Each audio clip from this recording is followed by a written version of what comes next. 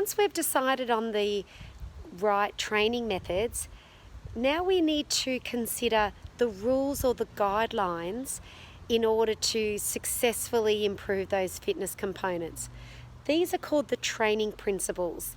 These are the different elements of a training program that must be adhered to. Duration. How long have I been training for?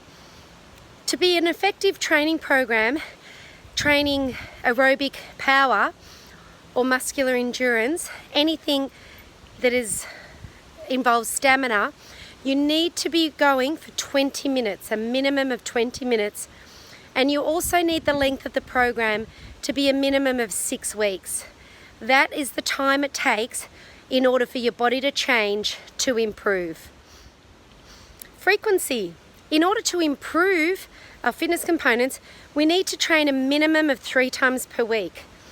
To maintain, 2 times per week. If you're already training 3 times a week, to improve, you may need to lift that. Elite performers are training 5, 6, 7, 8, 9 times a week. Progressive overload. This is one of my favourite training principles because without load, without added stress, your body will adapt and just plateau.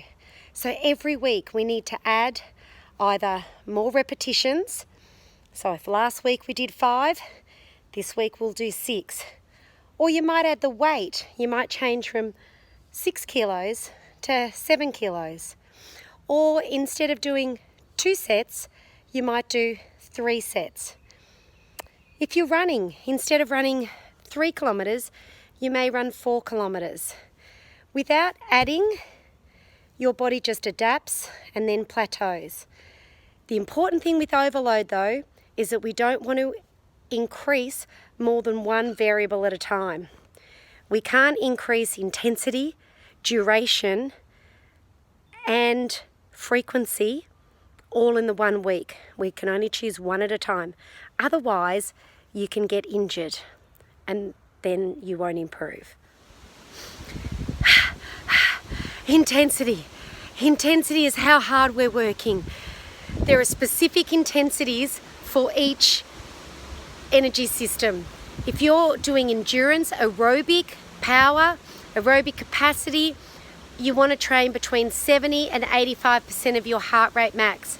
For anaerobic, for speed, for high intensity, you've got to be going maximal, sprint 100%.